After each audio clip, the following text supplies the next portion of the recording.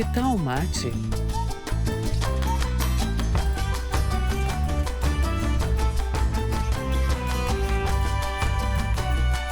Esse é o podcast do Assan Círculo.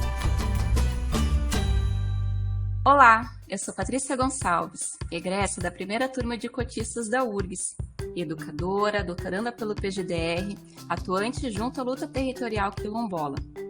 Sonho e trabalho esperançosamente pela construção de sociedades mais justas e fraternas a partir de referenciais afro-indígenas.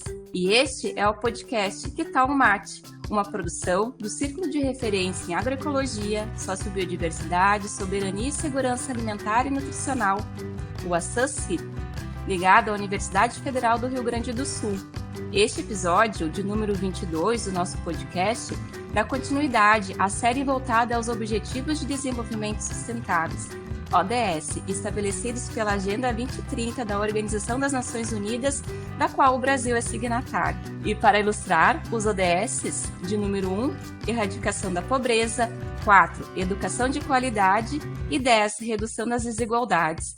Vamos falar dos 10 anos da Lei de Cotas nas universidades.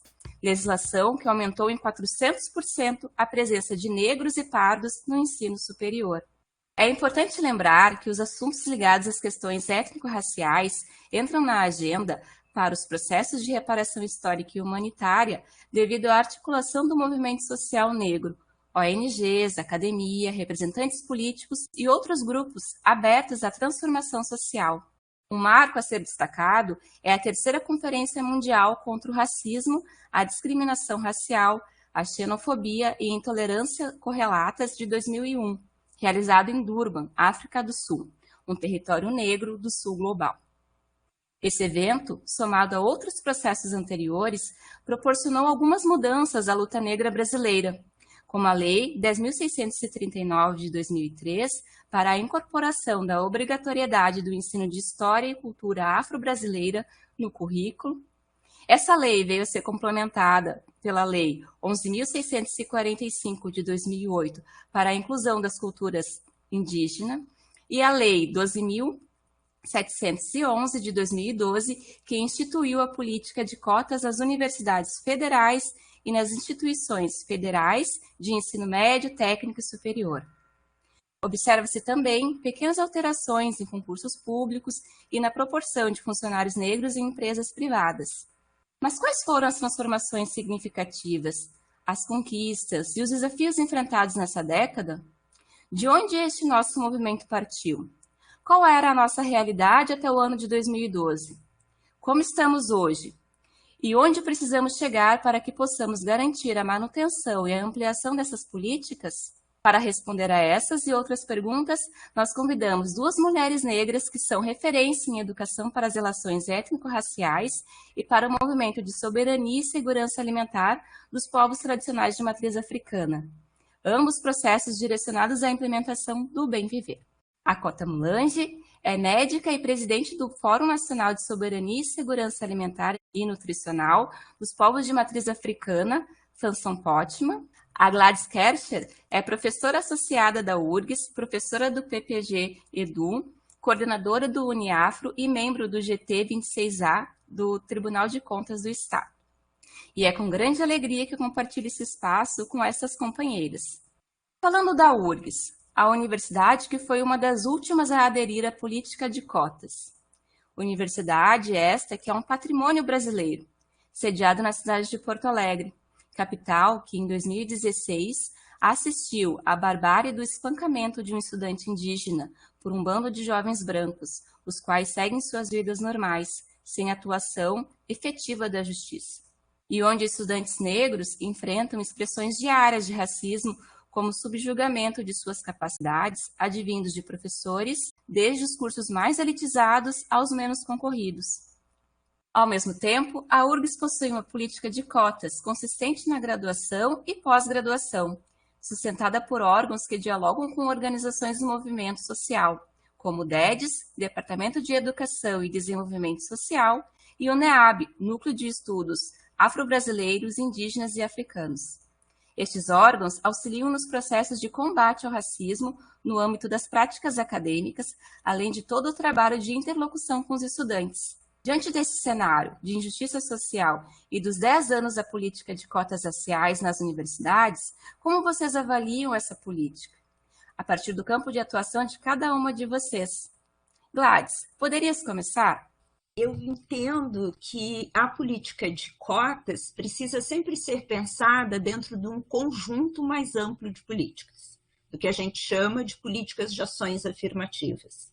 A gente tende a pensá-la exclusivamente, mas é preciso entendê-la num contexto de políticas de reparação. Tá? Então, nesse sentido, eu entendo que para o campo da educação, o grande desafio da lei de cotas é que nós possamos garantir a ampliação da reserva de vagas no ensino superior brasileiro, a expansão de uma política de reserva de vagas para pós-graduação no ensino superior brasileiro e, finalmente, que a gente possa garantir a efetivação da lei de cotas de 2012 em relação aos concursos públicos para docentes nas universidades públicas brasileiras. Então, para mim, o grande desafio nestes 10 anos, que marcam um período histórico extremamente importante de reconhecimento das conquistas advindas da lei de cotas, de avaliação dos impactos que essas conquistas tiveram para a sociedade brasileira, o nosso grande desafio no campo da educação é garantir que a política seja ampliada para a pós-graduação, para os concursos de docentes na universidade, garantir que nós possamos criar políticas de fomento à permanência, de incentivo, de auxílio à permanência, porque o ingresso é apenas uma pontinha das políticas de ações afirmativas, né?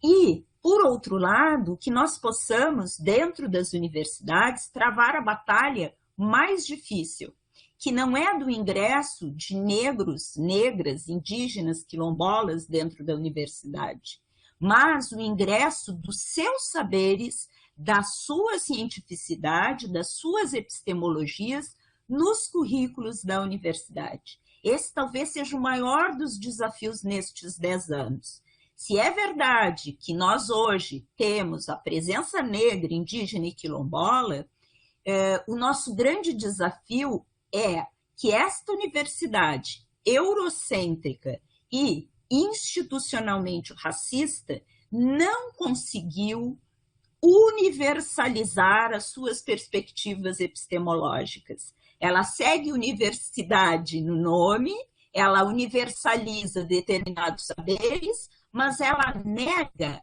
a importante contribuição de saberes não eurocêntricos. Então, a gente tem uma longa luta para os próximos 10 anos, para que a política de cotas se fortaleça, para que ela se amplie, para que a permanência seja incentivada e também para que, ao mesmo tempo, as implicações teórico-pedagógicas da política de cotas se façam sentir nos currículos da universidade. Eu iniciaria falando por aí. Muito obrigada, Gladys. Cota, como visualizas essa questão? No meu entendimento, a gente conseguiu mudar realmente os corredores das universidades, né? Aumentou o número, a diversidade do número de pessoas vistas e autodeclaradas negras e indígenas, mas, bem como disse Gladys, a gente não conseguiu, na verdade, mudar a concepção do que e para que é a universidade.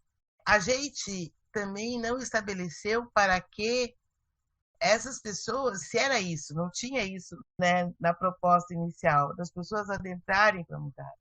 E como as pessoas todas que adentram uma universidade, elas estão dentro desse cômputo de sociedade influenciada diretamente por uma proposta eurocentrada, capitalista, excludente, a gente viu um risco muito grande, inclusive quando se concorre com uma instituição tão forte como é as universidades, que já tem esse nome, né, que busca a universalidade, de perder aqueles que adentraram para essa concepção. Eu faço uma brincadeira sempre com a questão de quando perguntam para a gente se a gente tem curso superior e a gente repete que tem, quando entra para a universidade. Se eu tenho um curso superior, naturalmente eu sou superior a alguém quando eu me formo. E a gente sequer conseguiu mudar para dizer que a gente tem um curso universitário. Porque quando eu digo que eu tenho um curso universitário, eu estou dizendo que eu estou sim num lugar que segue essas regras, que acredita que são universais, que acreditam que e aí eu defino já o lugar que eu estou e que eu penso. Agora, quando eu reafirmo, e é com tristeza que a gente não faz essa reflexão, que eu tenho um curso superior, a gente continua reproduzindo e fala, principalmente dos povos tradicionais de matriz africana, é algo de extremo poder.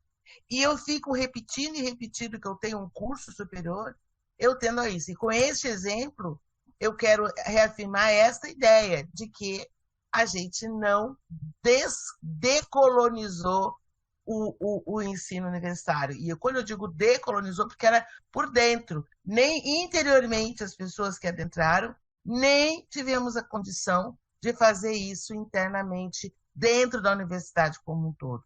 A gente ainda depende, para uma inserção pedagógica realmente das cotas, como uma dessas ações afirmativas, do desejo e do pensamento de pessoas, e não da institucionalidade. Então, o racismo institucional nem arranhou. Ao contrário, o que eu quero dizer que com essa trajetória, muitas vezes se fortaleceu e deu chance, inclusive, deles dizer, viu, os próprios negros, os próprios indígenas pensam da mesma forma, porque não se estabeleceu.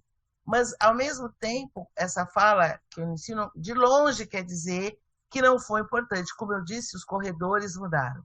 E ao mudar, e até a sensação, o sentimento de manutenção e preservação do racismo dentro dessa estrutura, tem levado essas pessoas a tomarem outros posicionamentos e darem continuidade a uma ação diferenciada a partir daí.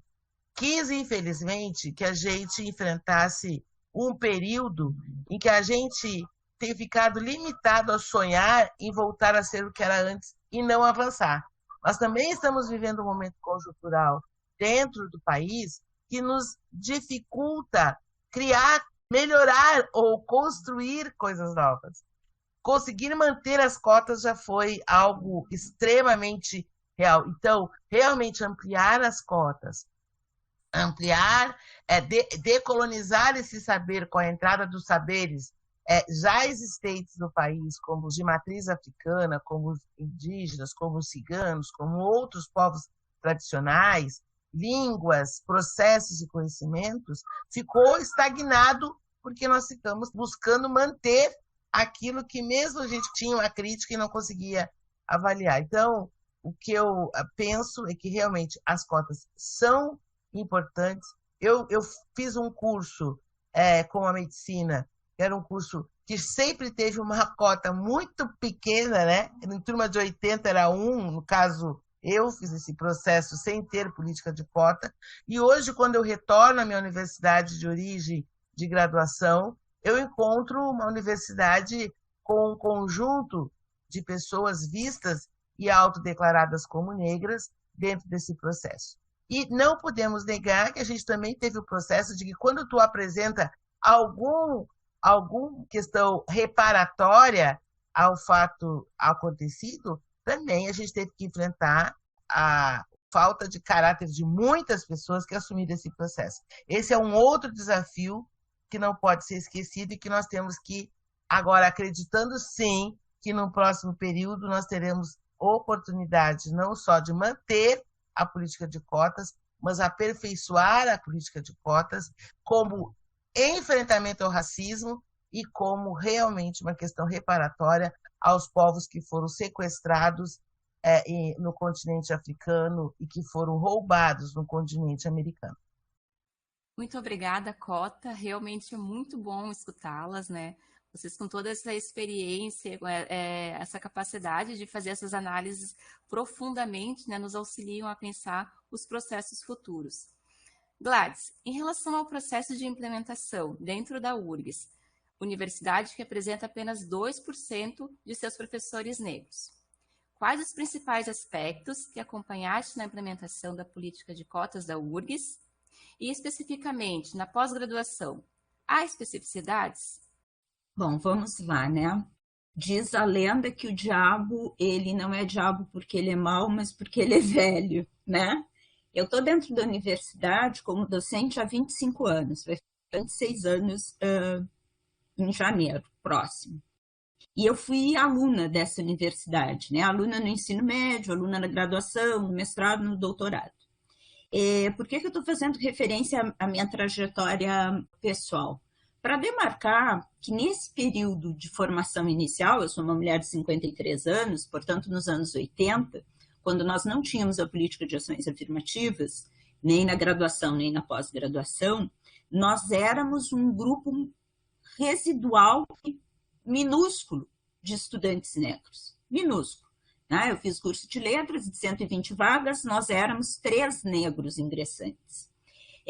Isso diz e ajuda a quantificar o impacto que a política teve sobre a presença destas corporeidades, destes indivíduos negros, pretos, pardos e indígenas, quilombolas, dentro da universidade.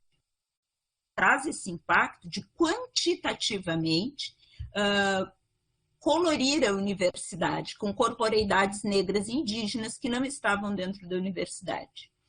O que eu acompanhei ao longo desses anos, eu definiria com 2 movimentos. Pode ser pensado a relação, a interface entre a universidade e a sociedade, portanto, os movimentos civis organizados, movimento negro, movimento indígena e o movimento quilombola, no sentido de, como diz a Nilma Lino Gomes, né, exercer o seu papel de educador, como sempre teve o movimento negro na história do Brasil, de trazer a pauta da educação e de exigir a formação inicial e continuada como um direito desse segmento da população. Então, nessa interface entre a universidade e a sociedade, expresso no diálogo com o movimento negro, o movimento indígena, essa implementação ela mostrou a força do movimento, né? Não nos esqueçamos que a universidade vai começar a política de cotas antes da lei de 2012. A nossa política, a nossa decisão do consumo é uma decisão de 2007, ela começa a ser implementada em 2008. Então, a gente tem aí um longo percurso de conquista do movimento negro na resolução do nosso Conselho Universitário no início da política. Lá naquele momento se cria a Coordenadoria das Ações Afirmativas, que vai receber formalmente, né, o encargo de acompanhar a política.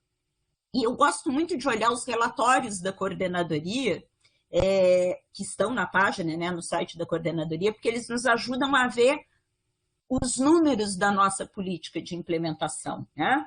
Os números dentro da URGS dessa reserva de vagas. Em relação ao corpo discente, ao nosso alunado, eles nos mostram coisas muito importantes de entendimento, né? O nosso alunado cotista tem desempenho igual ou superior ao aluno do acesso universal. Ele tem um tempo médio de conclusão um pouquinho mais longo, mas não é porque ele tenha dificuldade, é porque ele é majoritariamente um alunado trabalhador. E a universidade ainda tem uma estrutura curricular que privilegia o aluno de classe média alta que não trabalha, que não precisa ser trabalhador. A gente ainda tem cursos que são apenas diurnos, que não tem a oferta de turmas noturnas. Não nos esqueçamos que quando a gente fala de política de cotas, né, de política de ação afirmativa, a legislação de 2012 ela reserva 50% das vagas para o alunado de escola pública. Esse é um alunado que me parece falta no sentido de defender a política de ações afirmativas. Quando a gente fala de lei de cotas, 10 anos de lei de cotas, e a gente vai ver quem são os parceiros que estão na trincheira pela luta pelas cotas, nós vamos ver o aluno negro, preto, pardo e o aluno indígena protagonizando essa luta. O docente, mas o discente cotista da escola pública não se reconhece como um cotista. E ele nem sempre embarca na luta como ele deveria embarcar, com o protagonismo que ele deveria ter, no sentido de entender que ele também é beneficiário dessa política pública, dessa política de Estado, e que essa política reparatória porque é uma política reparatória, ela precisa ser acompanhada de políticas de ação afirmativa mais amplas, que garantam a transformação social para que a lei de reservas venha, a longo prazo, a se tornar uma lei desnecessária. Então, do ponto de vista da implementação, eu vejo que a universidade tem mecanismos relativamente eficientes para acompanhar a implementação no ensino de graduação, na formação inicial. Tem dados, tem números, né? Da implementação da reserva de vagas. Onde falhamos? Nas implicações desta implementação para as transformações curriculares e epistemológicas. Eu trabalho com educação das relações étnico-raciais, né? No curso de pedagogia. Lá na Faculdade de Educação, nós criamos em 2017 uma disciplina obrigatória, que é a educação das relações étnico-raciais, onde a gente discute a legislação educacional que obriga o ensino da história e da cultura africana, afro-brasileira e indígena nas escolas públicas brasileiras. E onde a gente tenta minimamente, né, discutir e preparar os licenciandos da universidade para cumprirem esse papel na escola. Nós conseguimos criar, no ano de 2021, uma área de educação em relações étnico-raciais dentro da Faculdade de Educação. Conseguimos vagas para docentes para atuação nessa área. Conseguimos nomear colegas negros concursados para atuação nessa área. O que temos grande dificuldade? De conseguir um concurso específico para docente indígena. Então, estou pegando esse exemplo para entender a implementação das cotas dentro da universidade, onde estão os nós na implementação. A efetivação da reserva de vagas para os concursos de docentes é um nó, é um ponto em que a política mostra um estrangulamento, onde ela não funciona. Nós não temos uma resolução específica do nosso conselho universitário e usamos desde 2018 por força de pressão, e digo isto porque eu estava na reunião em que isso foi decidido, eu, NEAB, DEDES, outras colegas da Faculdade de Educação, outros colegas negros, negras e brancos parceiros buscando a efetivação da reserva de vagas nos concursos de docente, que a universidade vai usar a legislação de PCDs, de pessoas com deficiência, para começar a implementar a reserva para os concursos de docentes para pretos, pardos e indígenas. Tá? Então, é quando a universidade deixa de abrir editais isolados para cada área do conhecimento em cada departamento e passa a abrir editais no conjunto de vagas da universidade, para que aí, quantitativamente, dispondo de vagas bastantes, possa aplicar a lei de cotas. Porque qual era a desculpa de 2012 a 2018 para não existir reserva de vagas nos concursos de docentes dentro da universidade? Não tem vaga suficiente, né? Porque a legislação fala que precisa de um número mínimo de vagas para que possa incidir a reserva. Então, essa foi uma mudança importante. Ela aconteceu por quê? Fruto de pressão. NEAB, DEDES, CAF, Faculdade de Educação, IFCH, colegas de vários setores que discutem as questões raciais dentro da universidade, conseguimos, né, uma reunião com a reitoria de então e conseguimos levar essa questão. E aí se começa a implementação. Por que eu estou referindo esse processo? A gente começa a ter a presença de docentes negros aprovados na reserva de vagas. Começa. Ora, esse começa é tão somente para sinalizar. Saímos de um estado de estagnação nesse processo de cumprimento da lei para começarmos, mas muito timidamente, estamos longe dessa implementação.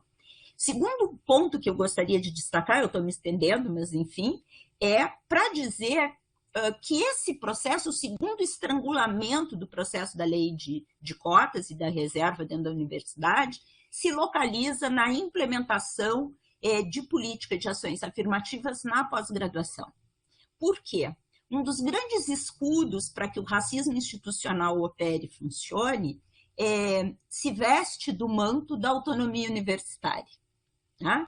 Então, para o bem e para o mal, a autonomia nos salvaguarda o direito de livre deliberação e de autonomia no exercício da cátedra, né, que é, enfim, uma autonomia constitucional garantida, mas esse direito de livre deliberação da autonomia universitária nos coloca dentro de uma instituição majoritariamente branca que vai decidir, que está nos postos decisórios, né? Nós estamos dentro de uma universidade que não tem paridade, né, nos seus sistemas de escolha e decisórios. Então, numa universidade que resguarda o sistema 70, 15, 15, 70% o peso de votos dos docentes, e nós temos um corpo docente que não tem nem 2% de professores negros, nenhum docente indígena, isso diz muito de como essa implementação vai se dar na pós-graduação. E os programas são bastante resistentes à política de reserva de vagas. Absolutamente necessária. Por quê? Porque ao longo dos anos nós formamos pretos, pardos, indígenas, quilombolas que demandam uma pós-graduação, que demandam mestrado e doutorado, por seu direito legítimo de implementarem, ampliarem a sua perspectiva de pesquisadores e cientistas e produtores de conhecimento, né? Então, sim, nós precisamos urgentemente de uma resolução que unifique todos os programas de pós-graduação dessa universidade, que são mais de 80. E eles precisam estar regidos por uma mesma resolução que determine, sobretudo, os mínimos legais da reserva de vagas, né? Só que isso não é suficiente. Isso não é o bastante. Então, aí, novamente, nós vamos esbarrar no racismo institucional. Por quê? Porque a oferta das vagas, ainda que definida por resolução, e os programas que já têm política de reserva de vagas, eles definem, vou pegar o programa onde eu atuo, até 30% de vagas destinadas à reserva de vagas, né, no programa de pós-graduação em educação, a oferta de vagas ela é definida pelo docente. Quem é o docente do programa de pós-graduação? O sujeito majoritariamente branco, tá? Que pode não ocupar todas as vagas, porque aí nós temos, acho que um outro elemento do racismo institucional operando, que é a lógica meritocrática que nos abraça, que nos rege, a ideia da meritocracia, que esconde, sob o nome de mérito, o eurocentrismo das perspectivas epistemológicas. Então, o que eu estou dizendo não é que o alunado preto, pardo, indígena, quilombola, LGBTQIA+, e outros alunos e outras políticas que nós deveríamos implementar, né? Uma ação afirmativa, por exemplo, para as mulheres mães, né? Não temos. As alunas que são mães se viram sozinhas para poder fazer pós-graduação nessa universidade, não tem nenhuma política de fomento e de apoio, nenhum incentivo ao ingresso, mas vamos voltar para a questão racial, né? Sob o manto da meritocracia, se esconde um epistemicídio promovido nos programas de pós-graduação, porque aquelas epistemologias, autores e autoras que não interessam a essa maioria branca que está nos programas de pós-graduação, terminam implicando na rejeição de eventuais candidatos ao mestrado e ao doutorado que querem pesquisar estes autores, estas obras, estes sábios, porque isso também é interessante. Nós temos um reconhecimento do notório saber para os sábios indígenas e quilombolas, mas queremos confiná-los à atuação na graduação, nas disciplinas como a disciplina de encontro de saberes. Ora, se nós temos o reconhecimento do notório saber para estes sábios, griots, indígenas, por que eles não podem se credenciar na pós-graduação? Por que eles não podem ser orientadores de teses, né? De teses e dissertações? Temos aí uma questão institucional grande a vencer. Então, do ponto de vista da política, me estendi, mas acho que nós temos grandes desafios internos a superar e, sobretudo, precisamos estar vigilantes ao uso político que os números da política de cotas nos permitem enunciar. O que eu quero dizer com isso? Já anda em voz corrente em muitas instituições a ideia de que hoje os negros são maioria da universidade pública. O alunado hoje em algumas instituições já é mais de 50%. Não precisamos, portanto, mais das políticas de ações afirmativas. Já resolvemos o problema. Esse é um discurso corrente. Nós temos mais de 40 projetos de lei dentro do Congresso Nacional para revisar a política. Estamos num ano em que a democracia está em sério risco. As próximas eleições vão ser fortemente definidoras do futuro da universidade pública, gratuita e de qualidade, como nós a conhecemos, né? Nós temos um processo cada vez mais intenso de corte de recursos e, sim, de abandono da universidade pública e do recurso público para a universidade pública. Então, nós temos que estar vigilantes para garantir que esta revisão da política se dê em termos de ampliação e qualificação e que não se embarque no discurso de que vejam os números agora que os alunos já estão fortemente presentes, não é mais necessário. Temos que estar bem vigilantes. Muitíssimo obrigada, Gladys, por essa complementação, né, por essa organização do pensamento, né?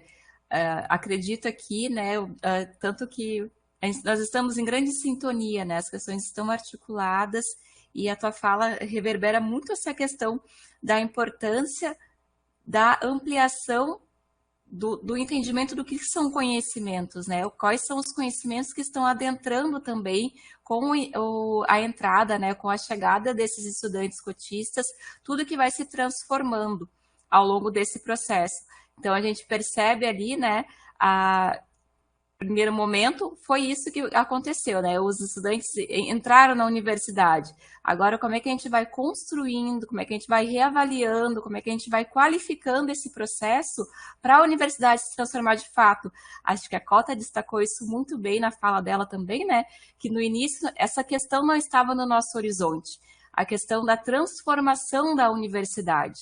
E agora a gente está vendo que isso está acontecendo por articulação, por pressão, por relações, né, que vão se dando com a presença, com a corporeidade dos estudantes negros, com a parceria com professores, com pesquisadores que estão mesmo querendo, né, uma outra universidade, e não uma universidade nesse singular, né, que a gente possa ampliar os nossos conhecimentos e entender que a transformação ela é cada vez mais para o plural.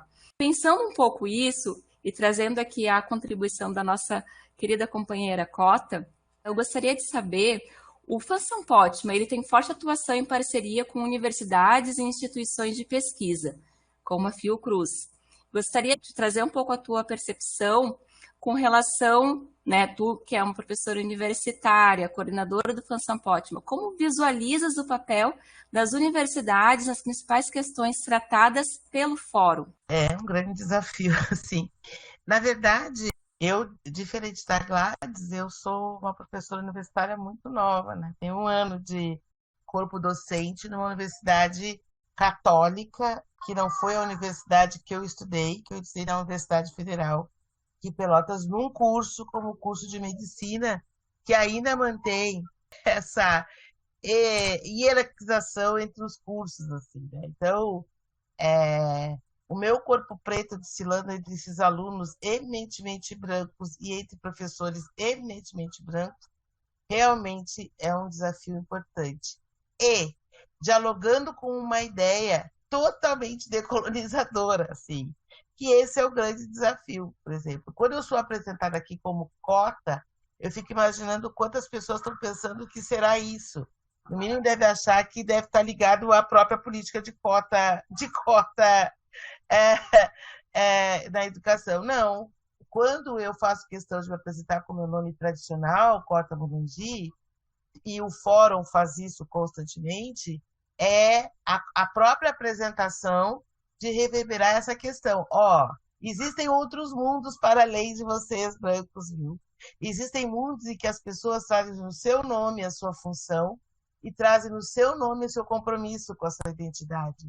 Existem mundos em que ninguém é excluído, porque quando você nasce naquele mundo, naquele povo, naquela construção, é dito aquilo que o coletivo necessita. Então, quando eu sou reconhecida pela minha natureza, pela minha divindade, como uma pessoa capaz de constituir a política organizacional, social e política deste povo, porque é isso que eu sou como cota, eu sou uma pessoa que eu estou ali, que partindo de uma tradição em que animista, eu sou aquela que vou estar sempre acordada, não vou dormir. E, portanto, responsável pela construção política. Então, eu só estou aqui e só estou fazendo a construção com essas universidades, com esses espaços, não por uma questão individual ou necessidade individual, mas por uma necessidade coletiva. E o fórum, e quando eu trago o nome Mulangi, que é um nome de origem quimbundo, e que é um nome que quer dizer combatente, e quando eu faço questão de a cada um de nós do fórum se apresentar assim, com os nossos nomes tradicionais, eu estou reforçando, mesmo que nada eles queiram com a minha corporeidade, mas com a minha presença, a necessidade de um mundo do reconhecimento de humanidades diferentes e combatendo e enfrentando esse processo. Então, o papel do fórum, neste momento, é decolonizar os indivíduos, todos nós que já passamos por um processo de iniciação dentro da tradição africana, assumir esse novo nome, essa nova função dentro da sociedade, sair do armário. Isso é algo muito importante. Cada vez que a gente chega no fórum, com o fórum nessas instâncias, as pessoas começam a tirar o seu fio de conta para fora, até porque aí elas têm que vir, porque a gente diz, ó, esse é o meu lugar de fala. Então, no mínimo, para tentar falar de igual para igual, ela vai ter que dizer de que faz parte também desse mundo. Então, as pessoas saem desse processo, as pessoas assumem a sua identidade, sua língua, sua forma de falar, e o fórum tem como missão a luta pela soberania alimentar.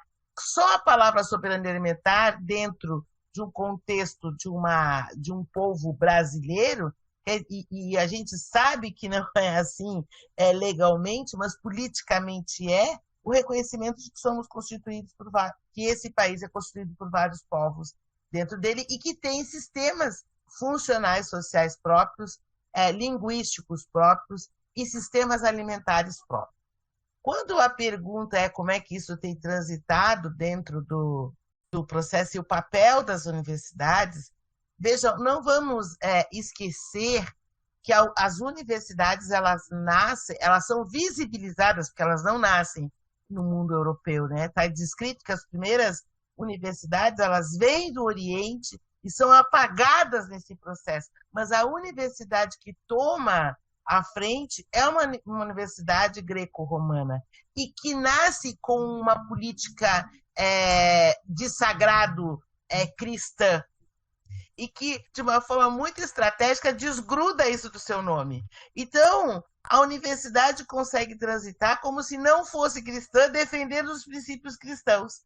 Enquanto que, quando aparece o povo tradicional de matriz africana, ou os povos indígenas, ou as populações, as comunidades quilombolas, ou outras comunidades tradicionais, eles tentam reforçar uma questão, abre aspas, ditas religiosa. Então, quando eu boto a minha roupa do meu povo, eu sou religiosa. Mas quando a universidade apresenta uma roupa de terninho, como é que é aquela frase horrorosa que disseram em algum tempo, casta, sei lá, que até me esqueço de dizer isso, não é nem bom dizer, aí ela não está dizendo que ela está seguindo os princípios cristãos que foram colocados. Quando as mulheres também não assumem, na sua grande maioria, muitas vezes não assumiam os espaços de poder do corpo docente, por exemplo, como que foi dito, não foi dito que segue a mesma orientação cristã de que as mulheres não assumem esse processo. Quando existe uma meritocracia de sacrifício, porque aí transformam os cotistas, transformam nós como porque coitados, porque a única forma que os cristãos conseguem nos aceitar é se nós tivéssemos sido chicoteados, sacrificados para se transformar em santos e referência desse processo.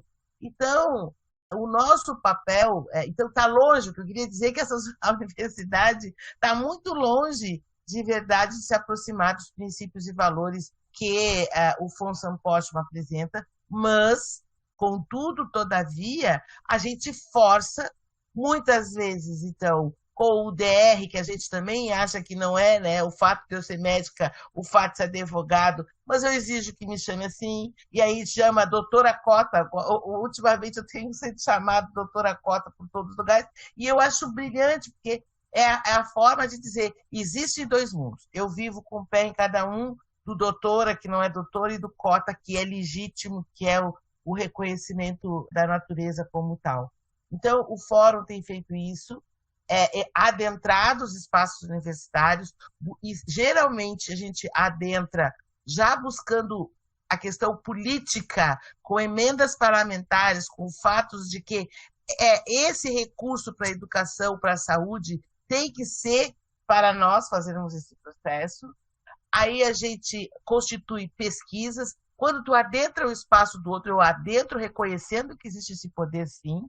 Então, eu não nego as regras e o sistema que eu estou adentrando, aprendo, utilizo esse processo para apresentar.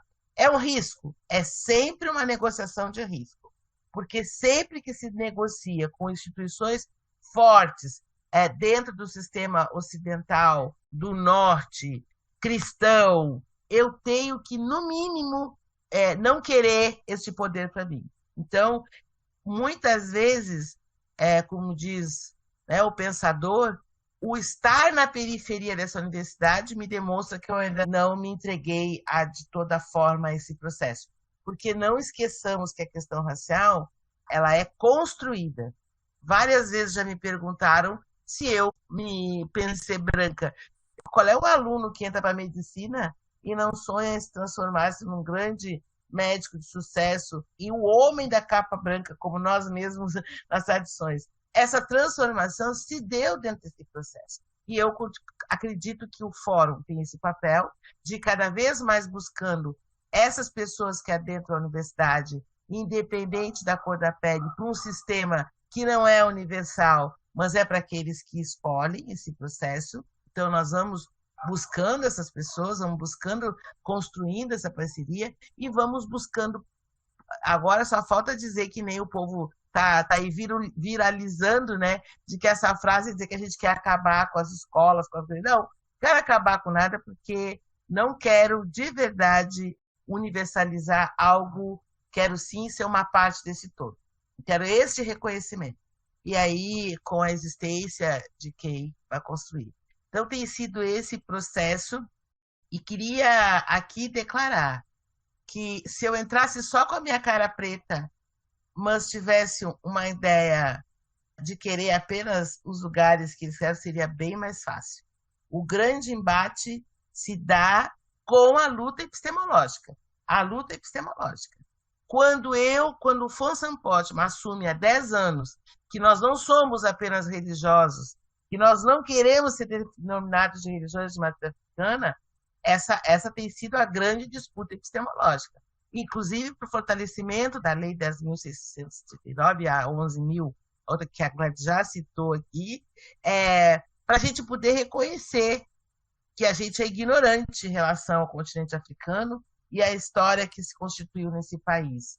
Que a gente não busca reparação quando, por exemplo, dentro, e aí falo do lugar que eu estou da medicina, da questão da saúde, mas poderia falar do campo educacional especificamente, de uma medicina tradicional africana, de uma medicina tradicional oriental, não como alternativa, mas como uma proposta real, inclusive como política pública. Que a circularidade mudaria, por exemplo, toda a arquitetura das universidades, não fazendo apenas a dança, mas a gente precisaria mudar o lugar das cadeiras, né? E aí, isso é uma forma organizacional, política, estrutural, que volta e meia eles tentam folclorizar, a todo momento tentam guetizar, e que então tem uma luta muito grande. E com isso eu não quero também desanimar ninguém para essa luta. É muito revigorante, estimulante saber que um diálogo como esse que a gente está tendo aqui constitui realmente o que eu acredito na educação, que é um conhecimento novo. A partir do reconhecimento de que foi a minha ancestralidade, a partir da luta de professoras como a Gladys que iniciaram esse processo de tradição, nós estamos aqui constituindo uma outra oportunidade. E que é necessário, sim, estar vigilante e presente. Nossos corpos pretos precisam estar presentes. Por quê? Porque os brancos já entenderam que isso é interessante. E quando eles acham que é interessante, o que nós fizemos, eles querem o que a gente faz, mas e querem tirar o nosso corpo preto. Então, estamos numa encruzilhada. A sorte que a encruzilhada tem caminho para frente, para trás, para um lado, para o outro, para dentro de si mesmo e para cima.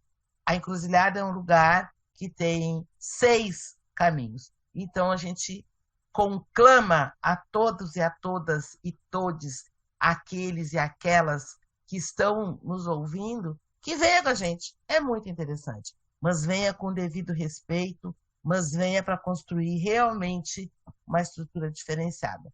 É isso que a gente tem feito e não é, agora também não é fácil, também não é assim. É doce, mas é rapadura, é dura de quebrar. Muito obrigada, Cota. Acredito que vocês duas aqui conosco anunciam a que viemos, né? Escutando a fala da Gladys inicialmente ali, de todas as questões, a transformação do conhecimento, essa pluralidade que nós podemos ter com a entrada dos estudantes cotistas, e agora a fala da Cota, que nos coloca também essas questões, né? De como outros mundos são possíveis, como habitar esses outros mundos para as situações onde nós estamos atravessando, de uma questão muito agravada pela crise civilizatória, humanitária, como essa possibilidade, junto aos alunos cotistas, junto a essa política de cotas, ela nos revigora, né? Muitos desafios colocados aqui, mas certamente muita energia, muita positividade para enfrentar esses desafios e realmente transformar a universidade e os mundos que nós estamos compondo. Diante dessas questões pontuadas, tanto pela Gladys como pela Cota, como a última questão desta roda de conversa, para ficar reverberando aqui nos nossos pensamentos, o que está em jogo no conflito étnico-racial brasileiro, que se expressa no cotidiano das universidades e que é profundamente vivenciado pelos estudantes cotistas? E o que esses estudantes cotistas trazem para o universo acadêmico? Isso as nossas companheiras aqui já trouxeram um pouquinho, né, para a gente ir compreendendo esse processo, mas destacar novamente. Como os movimentos negros, que foram grandes protagonistas dessa conquista, estão avaliando o papel do acesso a uma educação de qualidade. Gladys, qual a tua opinião, né, sobre essas questões apresentadas? Bom, vamos lá. Primeiro, deixa eu situar que eu sou uma militante da causa antirracista, mas não sou integrante do movimento negro. E eu acho importante destacar justamente por respeito ao movimento, né? E isso é algo que eu fui aprender com a professora Petronília Gonçalves e Silva, né? Que eu sempre dizia para ela, professora, eu não ouso dizer que eu sou do movimento, porque eu não sou, né? Enfim, faço meu trabalho, luto, mas não me considero do movimento. Ela disse, tu não és do movimento, mas tu és militante. E aí eu entendi que é isso, né? Por trajetória de vida, enfim, e isso é algo que eu acho que acontece muito no Brasil, com muitos negros e negras como eu, a trajetória das nossas relações familiares, sociais, enfim, vai nos conduzindo por maior proximidade ou distanciamento dos movimentos organizados, mas não necessariamente nos distancia da militância, né? O que está em jogo na sociedade brasileira nesse momento? Eu entendo que nós temos 2 campos de disputa muito concretos. O primeiro deles, ele reside no campo simbólico e teórico, tá? Nós constituímos uma sociedade em cima de alguns mitos fundadores que caem por terra na contemporaneidade, né? Um dos nossos mitos fundadores é o mito de uma sociedade cordial, o mito do brasileiro cordial, né? De uma nação de pessoas dóceis, amigáveis, enfim, né?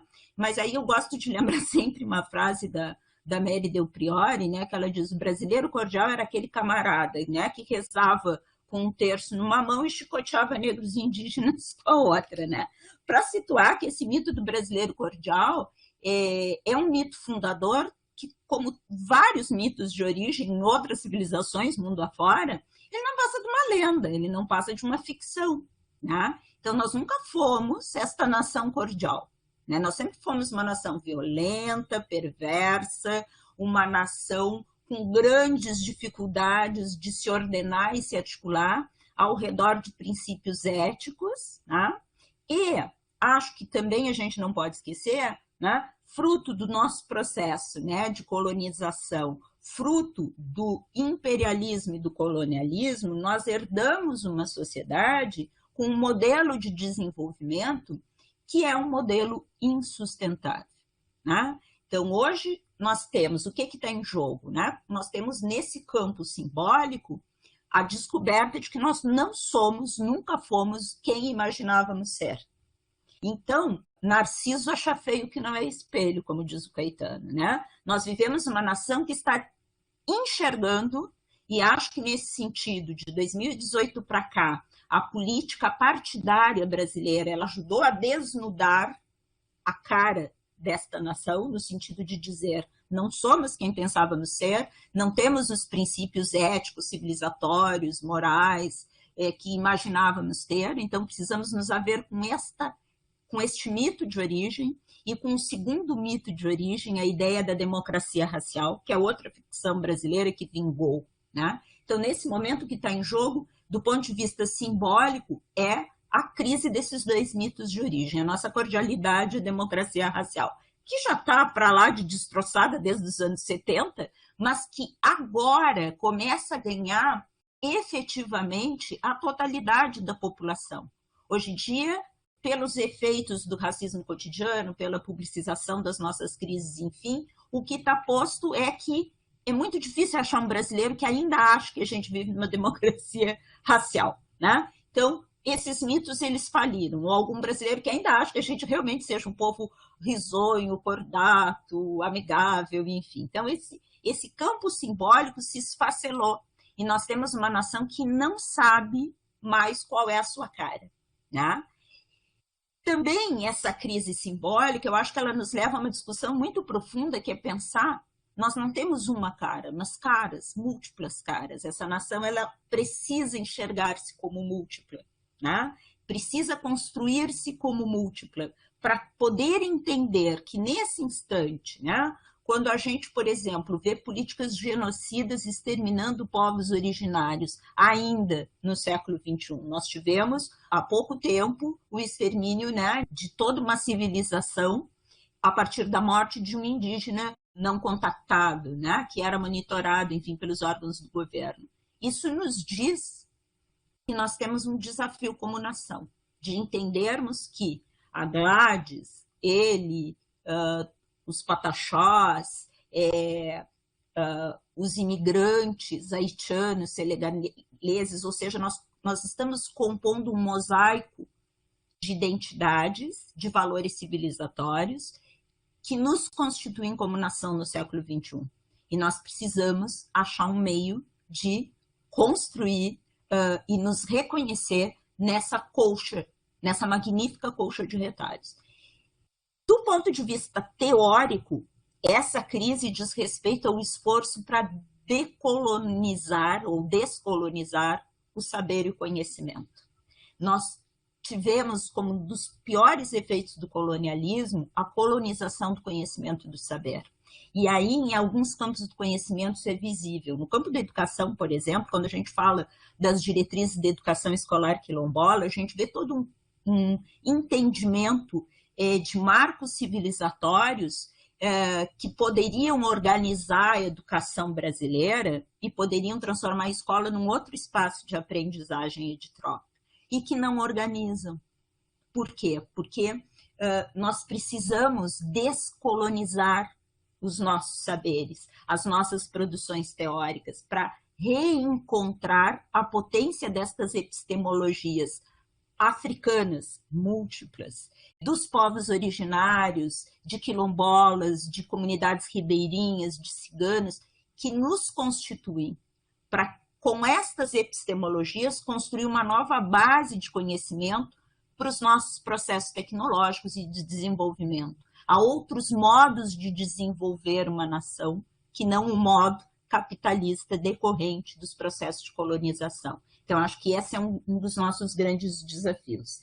O que está em jogo, eu entendo que, neste momento, a crise de um modelo civilizatório insustentável, porque predatório, desrespeitoso, porque absolutamente aniquilador de práticas de manejo sustentáveis. Eu fico pensando a quantidade de tecnologias que nós herdamos dos povos originários, das diversas nações africanas que compuseram, né, o grupo de escravizados trazidos à força para o nosso país. Há técnicas de manejo, há sementes. Nós temos aqui em algumas comunidades quilombolas tipos de feijão que são, né, trazidos diretamente do continente africano e mantidos nessas comunidades. Nós temos técnicas de manejo de gado, de ovelha, de conservação de carne, trazidas e mantidas pelos povos originários, também por negros e negras trazidos em escravização.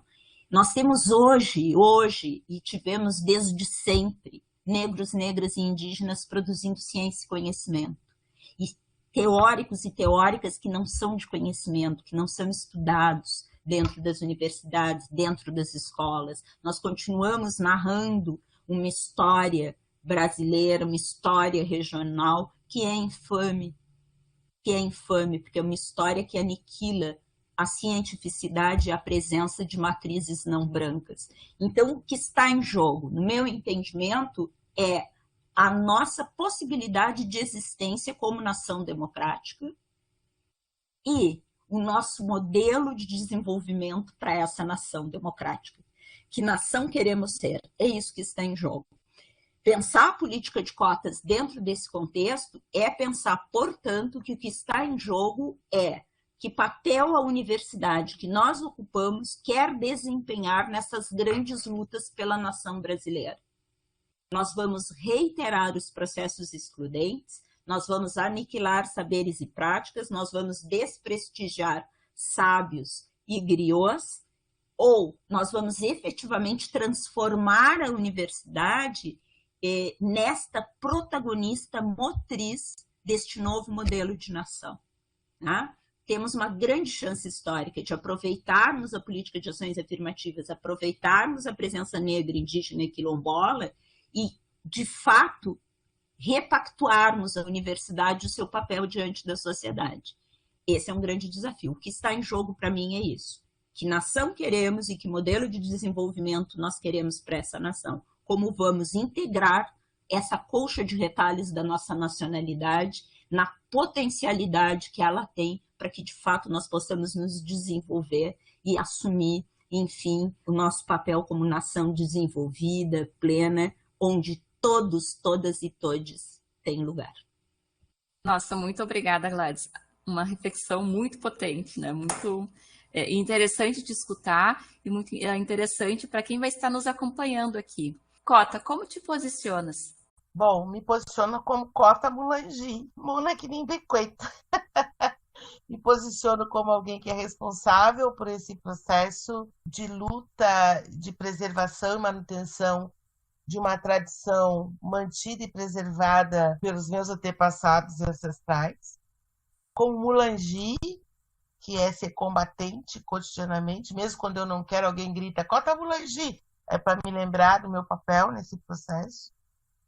Mas também me posiciono como Regina Barros Goulart Nogueira, essa médica formada em 1984, portanto, adentrei a universidade nos anos 70, esse período agora eu tenho relembrado isso, num período em que a cidade de Pelotas ainda era toda dividida por uma questão racial, construída por esse mundo branco. Então, existiam ruas em que a gente não passava, cinemas que existiam lugar. Eu vivenciei isso, não foi do século passado. Cinema que a gente sentava num lugar diferente. Cafés, docerias que nós não podíamos adentrar. Então, eu fui a primeira em muitos lugares, né? Eu fui a primeira a entrar, a primeira mulher negra a sentar junto com um conjunto de outras mulheres vistas como brancas no Aquário, por exemplo, passar pela 15 de novembro, adentrar os cinemas, fazer o baile de formatura fora do clube mais chique, entre aspas, da cidade, branco, porque tive que enfrentar o processo de que não era permitido os meus familiares adentrar, e me transformar numa profissional epistemologicamente diferenciada. Eu não sou a pediatra intensivista que eu sou hoje pelo papel universitário, mas pelo saber tradicional de matriz africana. A faculdade de medicina ainda não ensina a cuidar, ainda acredita, existe o mito de que a faculdade de medicina cura. Eu aprendi a cuidar, ver um ser integral, reconhecer de uma forma dinâmica, porque a nossa tradição é altamente dinâmica, do lugar de movimento, portanto, de movimentar-me por todos os lugares que for possível e ocupar todos os espaços possíveis, inclusive de levar esse processo para dentro daqueles movimentos negros mais lá da década de 70, né? Que hoje a gente achei que então, nós não somos os mesmos. O passado não me aterroriza de maneira alguma. Na verdade, ele me fortalece quando eu volto ao passado, quando eu volto ao processo do crime lesa humanidade que foi a escravidão.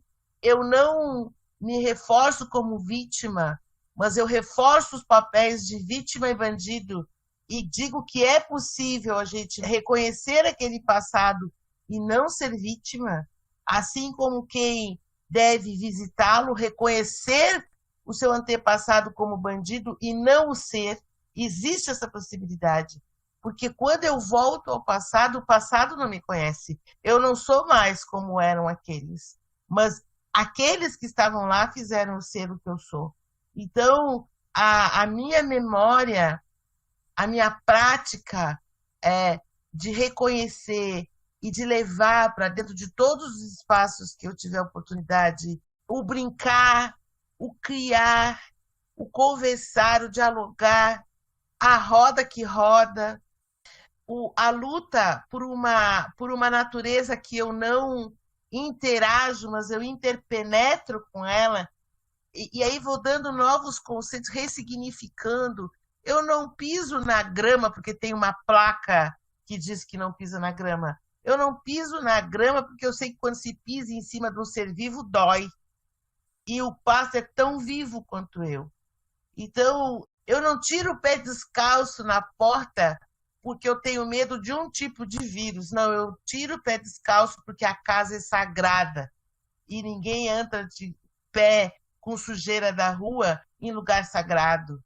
Eu não tomo água, banho, gasto água porque eu sei muito bem que as grandes indústrias não são penalizadas. Eu tomo um banho comedido porque minha mãe que sai no chuveiro. É água e água é sagrada. Então, essa visão de mundo me preenche, me completa, me transforma numa mulher inteira, que eu quero dizer que é imbatível para a universidade, para aqueles que querem, inclusive, me matar fisicamente. Porque neste mundo eu me inicio e adentro dentro da tradição de matriz africana para ganhar ancestralidade.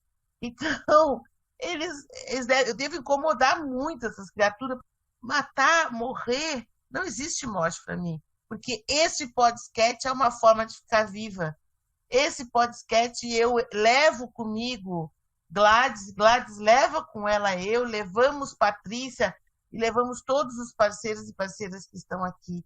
E estarão vivos, porque diferente da referência fria e crua de citar um nome na bibliografia, a minha forma de referência é repetir o nome de cada um e cada uma que me fez. Então, eu, nessa última pergunta, dizendo qual é o nosso papel, é dizer aqui gratidão, mãe, Dona Maria, meu pai Francisco, gratidão, Mamãe Nandalacata, gratidão a Tata Nguzetala, gratidão a Pai Boni, gratidão a Yavera, gratidão a todos e todas que me constroem. Essas são as minhas referências bibliográficas vivas, algumas vivas mesmo que não estejam em corpo físico aqui. Gratidão, Yaya, gratidão ao mais novo dos mais novos que faz a minha existência ter significado. Os Indumbi, que são aqueles que são os possíveis noviços, eles dizem, a senhora, você só a razão, porque eu só existo para poder manter a vida de vocês. Então, se vocês não existirem mais, que função teria? Então, diferente de que essa universidade fria pensa que o aluno, muitas vezes, é mão de obra barata para professor colocar artigo em algum lugar e aumentar o seu quality, seja lá o nome que for, o aluno, em cada parceria dessa que a gente constitui, e aqui me passa um filme de todos os bolsistas na parceria que a gente fez com a URGS, que passaram por nós, eles são altamente vivos, se transformaram em amigos e amigas nossas. Viva a Cíntia, viva a Kimberly, viva Pedro, que fez a gente repensar todas essas questões raciais e étnicas. E para encerrar, eu diria, meu sonho é, de verdade, que a gente viva num mundo ético e étnico, que a gente realmente possa visitar o conceito de raça nesse lugar do passado e que esse conceito nem me reconheça mais. Da mesma forma que quando forem examinar meu DNA não vão conseguir dizer se eu tenho a pele preta, como é que eu sou, e que a gente possa viver num mundo ético e étnico. Porque para ter ética eu preciso ter um grupo étnico, um grupo que defina essas questões e que aí eu preciso estar incluída. E então, Patrícia e todos e todas aquelas que me ouvem, que nos ouvem, Gladys, muita gratidão por compartilhar esse momento de ouvir alguém. A gente é como a roda. Eu, quando entro na roda, eu venho logo atrás de quem me pariu para essa tradição. Mas atrás de mim está o noviço dos mais noviços, aquele que nem se iniciou. E quando a roda roda, ele fica à minha frente. Assim eu me senti hoje. Eu sou mais velha em um monte de coisa, mas eu me senti tão noviça como professora universitária frente às colocações que a Gladys trouxe, e então muito importante esse lugar. De mais velha como cotista, como a Patrícia né? Mais velha nesse hall aqui, das pessoas que estão aqui. Muita gratidão por você estar aí agora para constituir esse novo momento, não de ingresso, mas de continuidade e acolhimento daqueles que chegam. E assim, nós temos um papel muito importante. O sofrimento e a dor que o corpo negro dos cotistas indígenas tem sofrido é responsabilidade desses mais velhos e do movimento negro. Eu tenho cobrado muito do movimento negro. Eu digo, a gente deveria estar lá como movimento, a cada ingresso, nós devíamos estar constituindo forma de recepção aos bichos, um grupo específico para isso, assim, e acompanhamento. A saúde mental, aí eu tinha me lembrado disso, de falar, eu faço parte de um grupo denominado Negrex, que é o Núcleo de Estudantes e Médicos Negros. O curso de medicina é um curso que tem muito poucas regras estabelecidas depois do segundo ano de avaliação, né? É muito corpo a corpo com o professor. E aqui vale um outro podcast, talvez, com essas pessoas, para saber o que tem acontecido dentro desse processo, assim. Desde o corpo que nós dissecamos na anatomia, que é um corpo preto na maioria das vezes, até o ser reprovado por ser preto. Então, eu acredito que nós temos sim, eu estou muito grata. Agora, dessa vez, quem se estendeu um pouquinho foi porque eu queria muito dizer isso, que a minha expectativa é essa, que a gente possa fazer não só um podcast, mas a mudança radical de tudo isso. Muito obrigada, Cota.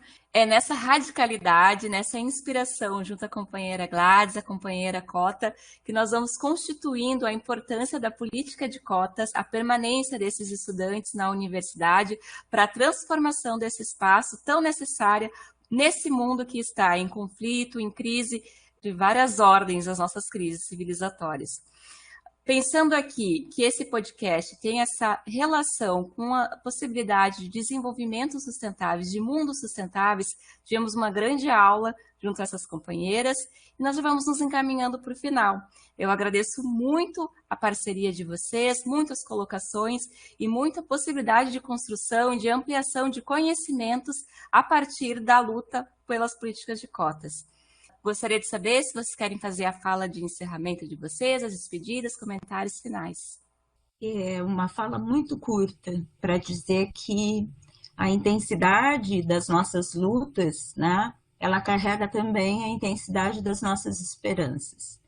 E se é verdade que a gente vive tempos de lutas muito grandes, muito intensas, também a gente vive tempos de grandes esperanças. Eu gosto da ideia de esperançar e de lutar e de pensar que a gente constrói as instituições.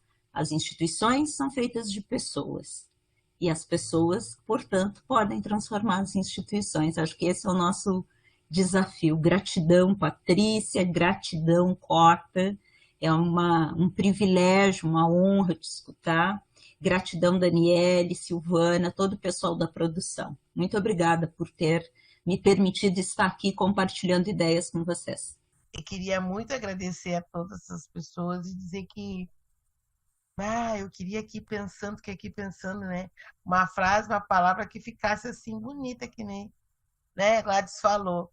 Mas assim, eu acredito que é primeiro que eu adorei, eu nunca tinha feito esse negócio podcast, assim, muito bom isso, né? A voz da gente fica gravada, a voz da gente é uma digital. E eu gostaria de que a digital que ficasse aqui nesse podcast fosse isso. Cota não é, agora não falando cota do meu nome, mas assim, cota, ações afirmativas não são privilégios, são políticas de reparações, como foi colocado. Elas são um início de um processo que ainda está no início. Quer dizer, a gente precisa estar vigilante, precisa estar junto, acompanhando e colocando. E que nós precisamos realmente avançar nessa questão do alunato, com qualidade de cuidado, mas também essa questão do corpo docente e, por que não, das direções das universidades. E que a gente passou do lugar de corpos pretos, mas também de corpos pretos comprometidos, porque acreditar que se ver como preto já leva a uma compreensão é reforçar o racismo institucional. Bombardeia um monte de gente com medo de coisa, mas querem que as pessoas ajam diferente. Então, essas pessoas precisam realmente estar compondo essa luta. E demais, aqui eu posso agradecer à vontade, porque não é de nós para nós, é de nós para um conjunto de pessoas. Então, eu quero agradecer a quem escutou, quem viu, ouviu e quem construiu. Gratidão. Um grande abraço a todos e todas e todos. O Que Tal um Mate é uma produção do Assa Circo, ligada à Universidade Federal do Rio Grande do Sul. A coordenação do podcast é da professora Gabriela Coelho de Souza e de Daniele Finamor. O roteiro deste episódio é de Silvana Granja e Patrícia Gonçalves. A produção é de Silvana Granja e Daniele Finamor. A vinheta e a edição de áudio são de Pedro de Bois e a identidade visual é de Helena Lima Miller. Até o próximo episódio. Que tal um mate?